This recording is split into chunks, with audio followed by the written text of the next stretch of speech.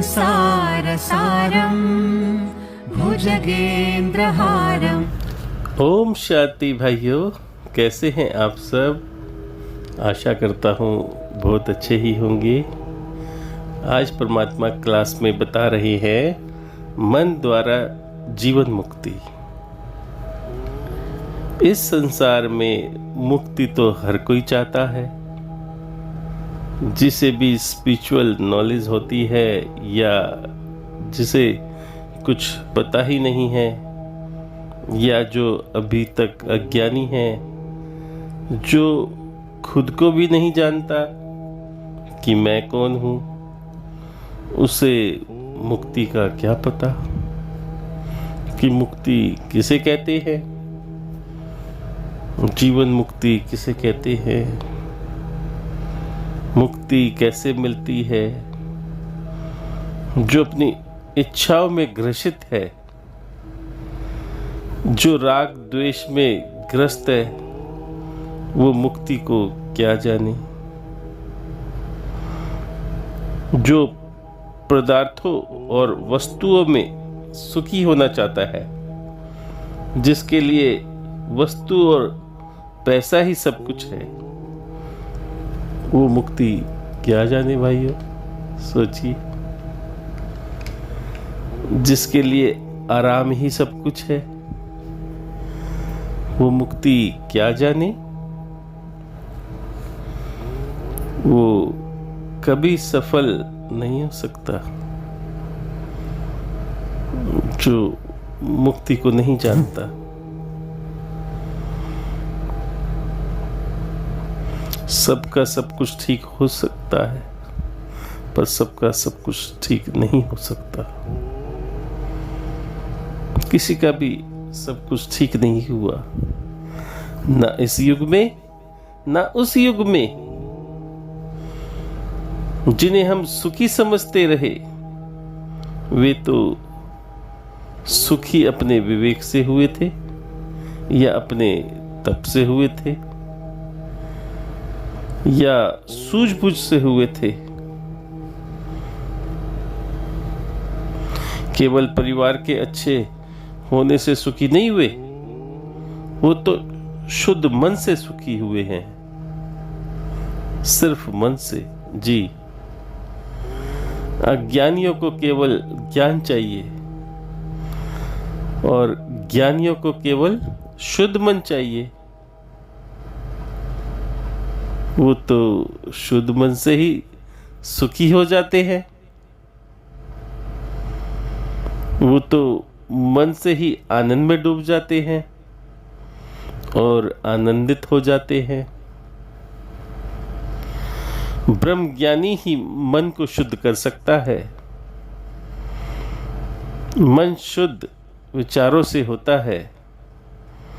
ब्रह्म ज्ञानी ही जानता है कि मन ही दुख का कारण है और मन ही सुख का कारण है। संसार में मन ही समस्या का कारण है। मन को ठीक कर लो तो मन शांत हो जाएगा। तो मन को शांत कर लो, फिर तो भाइयों मुक्ति मिली ही पड़ी है। फिर क्या है, सारा मन का ही तो खेल है। जिसने अपने मन को जीत लिया, समझ लो जगत को जीत लिया। अक्सर दुनिया में लोग अपने दुख का कारण दूसरों को ही मानते हैं, पर अपने मन में नहीं झांकते। जरा ढूंढो अपने दुख का कारण अपने मन में। जी, जो मेरे कारण हुआ है, जो मेरी इच्छाओं और मेरी गलतियों से हुआ है, जो हमारी ही खोज है। बड़ा सुख पाने की इच्छा में ही बड़ा दुख मिलता है। और हमारी सोच यही है कि हम दुखी किसी और के कारण हैं, दूसरों को ही दुख की वजह बताते रहते हैं। और ये सोचो कि आप सुखी क्यों हो। सुखी भी हम दूसरों की बातों से ही होते रहते हैं। जैसे कि बच्चा आया तो सुखी हुए, मकान बना तो सुखी हुए, गाड़ी आई तो सुखी हुए, दुकान चल गई तो सुखी हुए, लॉटरी लगी तो सुखी हुए, बेटे की शादी हो गई तो सुखी हो गए, वगैरह वगैरह बहुत से कारण हैं। अब देखो, दुखी भी दूसरों के कारण हुए। अक्सर दुनिया यही समझती है, पर खुद को नहीं देखती और खुद में नहीं सोचती। क्यों भाइयों? यदि खुद को जान ले तो पता चले कि हम अपने आप में ना दुखी हैं, ना अपने आप में हम सुखी हैं। क्यों ना हम अपने आप को साधे। और साधना का प्रारंभ तब होता है, तब ये समझ आता है कि मेरे दुख का कारण कोई और नहीं, केवल हम हैं। सुखी भी हमें कोई नहीं कर सकता और दुखी भी हमें कोई नहीं कर सकता। सुखी होने की आशा मत रखो, सुखी होने का प्रारंभ हो जाएगा भाइयों। सुखी होने की आशा मत रखो, सुखी होने का प्रारंभ हो जाएगा। जहां हम आशा रखते हैं वहीं तो दुख आता है। तो आप सुखी होने की आशा ही मत रखो, अपने आप सुख प्रारंभ हो जाएगा। वाह! जब अंदर के सुख का जन्म होता है, तब सुख का गुलदस्ता नहीं होता, पूरा वृक्ष होता है, पूरा पेड़ होता है। अंतर से जो पैदा होता है वो सुख का वृक्ष होता है। हर चीज बीज से पैदा होती है, पर आपके पास तो सुख की टहनियों के गुलदस्ते हैं, वृक्ष नहीं है। टेम्परेरी खुशी है आपके पास, पानी के स्रोत नहीं है, पानी के घड़े हैं जो तुमने भर के रखे हैं, जो कि कभी भी खाली हो सकते हैं, क्योंकि आप सीमित हो। जी, आप असीम को खोजिए, आप सीमित हो, क्योंकि हमारी दृष्टि बाहर की ओर है। हम बाहर की ओर से सुख जोड़ रहे हैं, बाहर से अपने घड़े को भर रहे हैं। अंदर के स्रोत का तो पता ही नहीं है, क्योंकि अपने अंदर कभी झांका ही नहीं किसी ने। कोई देखता ही नहीं अपने अंदर कि अंदर कौन है, अंदर से कौन बाहर देख रहा है, कुछ पता ही नहीं है। अंदर के स्रोत का पता ही नहीं है। बाहर से ही सुख इकट्ठा करने में लगे हैं सभी, अंदर के सुख का पता ही नहीं है। जैसे कि औरों के यहाँ सुख है, खुद के यहाँ तो जैसे सुख है ही नहीं। जब तक सोचने का तरीका यही रहा तो हम अधूरे हैं और अधूरे ही रहेंगे और अधूरे ही मरेंगे। एक दिन ऐसे ही मर जाएंगे, हमें लगेगा ही नहीं हमारे पास भी कुछ है। इंसान के पास अपना सुख होना चाहिए। चलो कोई एक सुख ढूंढो जो खुद का परमानेंट सुख हो तुम्हारे पास। बोलो, एग्जाम्पल के तौर पे पत्नी का नहीं, बेटे का नहीं, बाप का नहीं, पड़ोसी का नहीं, नौकर का नहीं, गाड़ी का नहीं, दीवार का नहीं, पैसों का नहीं, शरीर का नहीं। एक भी सुख नाम लो जो तुम्हारा अपना हो। है कोई? क्या एक भी सुख आपके पास अपना है जो निज सुख हो? मन अपने निज सुख के बगैर स्थिर नहीं हो सकता कभी भी। कभी नहीं हो सकता मन, क्योंकि मन शुद्ध से बना है। यदि बाहर से सुख मिलेगा तो मन बार बार सुख बाहर से लाएगा, और बार बार बाहर जाओगे और बाहर से लाओगे, सुख बार बार बाहर से लाओगे, फिर बार बार आपका विचार बाहर की ओर जाएगा, क्योंकि आपको पता है कि मेरे को सुख बाहर से मिला है, उससे मिला है, फलाने से मिला है। आप यही सोचते रहोगे कि उसने मुझे सुख दिया। फिर आप घर पर अकेले बैठे रहोगे और दुखी होने लगोगे, फिर याद करोगे किसी को, आपका मन बाहर की ओर जाएगा, फिर ढूंढोगे उसको। कोई भी हो सकता है, वस्तु भी हो सकती है। जैसे छोटा बच्चा होता है, उसको बाहर ले जाओ, घुमाओ, बाहर की चीज़ दिलाओ तो वो रोना बंद कर देता है। आपका भी वही हाल है। आप भी जो है अपना सुख बाहर वस्तु में ढूंढ रहे हैं, चित्रों में ढूंढ रहे हैं, फिल्मों में ढूंढ रहे हैं, आकर्षण में ढूंढ रहे हैं, सभी। कोई मोबाइल में ढूंढ रहा है, कोई पैसों में ढूंढ रहा है, कोई स्त्री में ढूंढ रहा है, कोई दोस्तों में ढूंढ रहा है, कोई खेल में ढूंढ रहा है, ढूंढ रहे हैं। लेकिन कोई एकांत में बैठ करके ध्यान लगा के अपने निज सुख को नहीं ढूंढ रहा, जो कि परमानेंट आनंद है।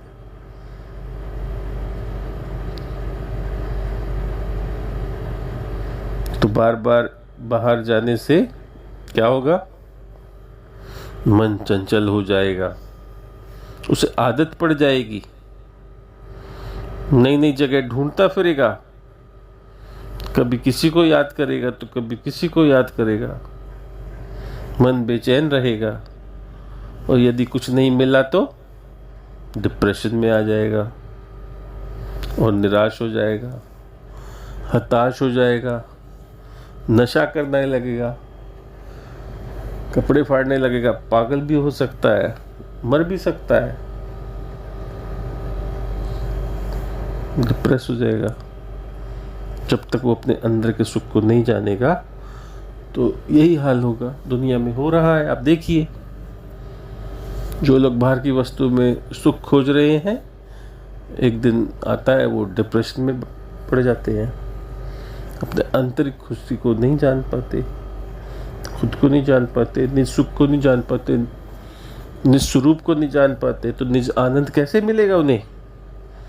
तो भाइयों, मन को स्थिर करना होगा, स्थिरता लानी होगी, एक सत्य को जानना होगा।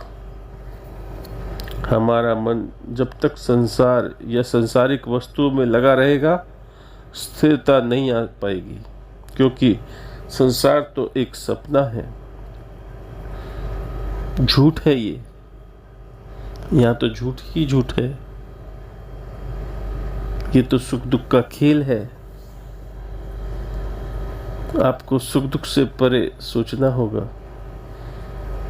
जो जगत को सच्चा मानते हैं वही रो रहे हैं। देख लो भाइयों, सबसे ज़्यादा वही दुखी हैं जो मोह में पड़े हैं, जो शरीर को ही सब कुछ मानते हैं, जो शरीर को ही सत्य मानते हैं, आज वही सबसे ज़्यादा दुखी हैं। शरीर तो भाइयों एक यंत्र है सुख दुख भोगने का, कर्म फल और नए कर्म करने का, और अपना भाग्य बनाने का यंत्र है। शरीर रूपी यंत्र से हमें तत्व ज्ञान पा सकते हैं, ध्यान कर सकते हैं, अतीन्द्रिय सुख भी पा सकते हैं। शरीर रहते हुए हम अपना भाग्य बना सकते हैं, हम अपने पूर्व कर्मों के कर्म फल भी हम विनाश कर सकते हैं योग के द्वारा, क्योंकि हमारा मनुष्य जन्म न जाने कितनी योनियों में से गुजरता हुआ, क्या क्या कर्म करता हुआ, क्या क्या प्रारब्ध लेता हुआ इस जन्म में आया है। और ये जो जन्म मिला है हमें, ये व्यर्थ गंवाने के लिए नहीं है भाइयों। इसमें हमें अपने निज को जानना है, खुद को जानना है, अपने स्वरूप को पहचानना है। मैं शरीर नहीं हूँ, मैं इंद्रियां नहीं हूँ, मैं देखने वाला नहीं हूँ, मैं महसूस करने वाला नहीं हूँ, मैं सुनने वाला नहीं हूँ।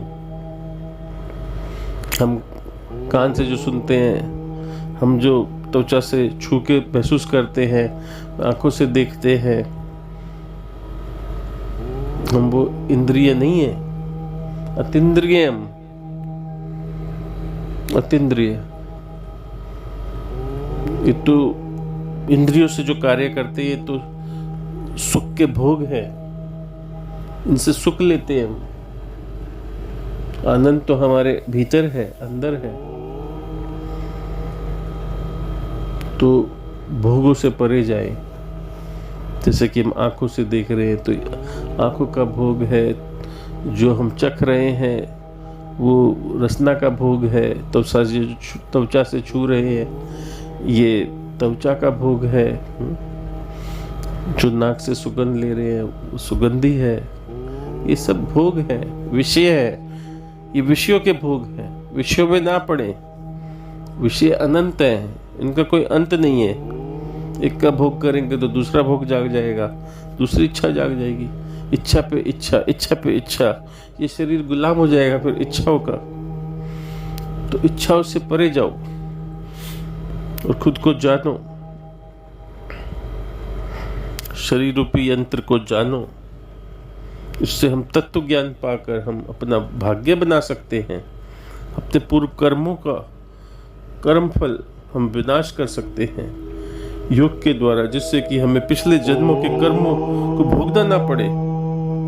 ज्ञान, ध्यान, योग, मेडिटेशन शरीर रूपी यंत्र से हम कर सकते हैं आसानी से। शरीर से हम एक दूसरे को सहयोग दे सकते हैं।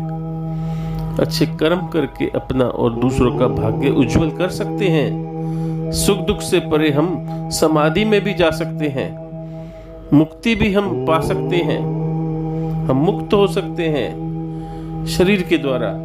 यदि प्रशंसा का फल भोग रहे तो पुण्य का फल है।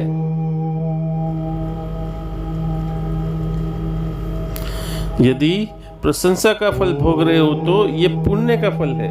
यदि नहीं भोग रहे हो तो ये ज्ञान है।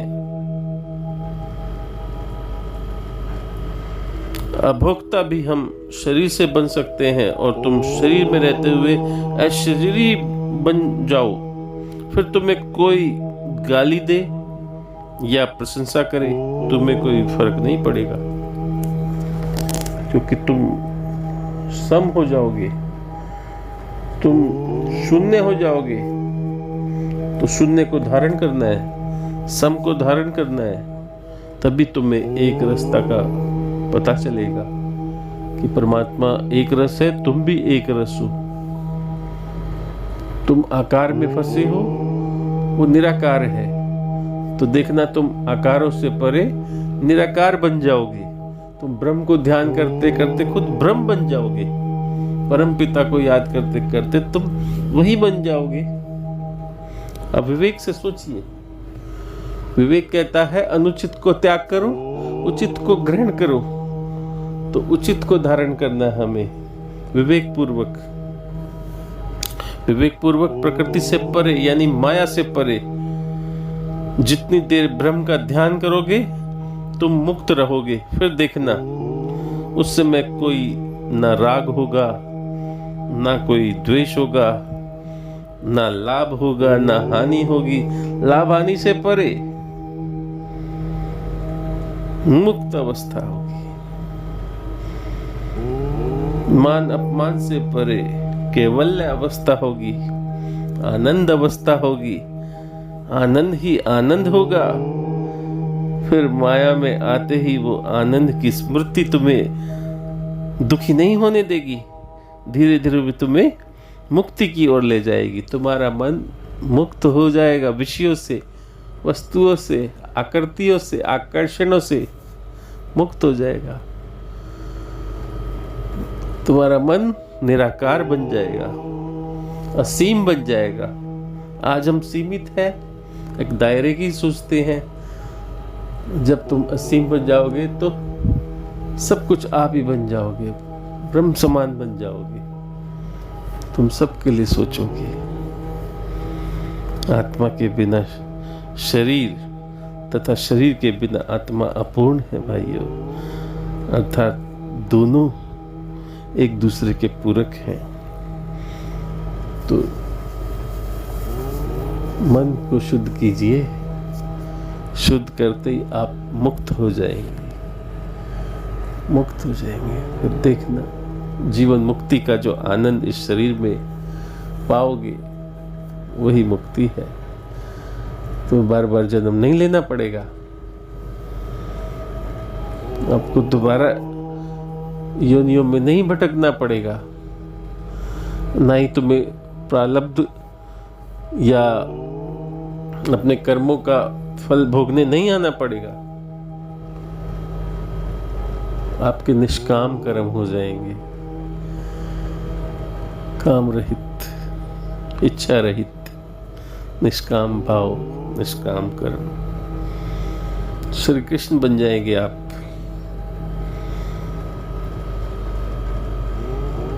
पूरी प्रकृति को आप अपना परिवार समझेंगे। एक परिवार के लिए सोचेंगे। सभी के लिए एक समान सोचेंगे। एक रस बन जाएंगे। परमात्मा एक रस है, आप भी एक रस बन जाएंगे।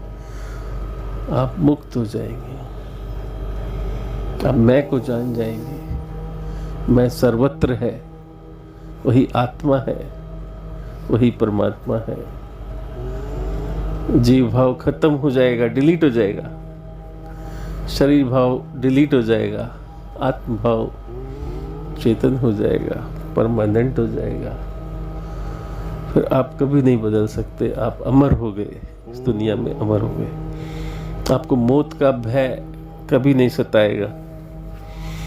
आप जीते जी अमर हो जाएंगे। शरीर त्यागने में बहुत आसानी होगी।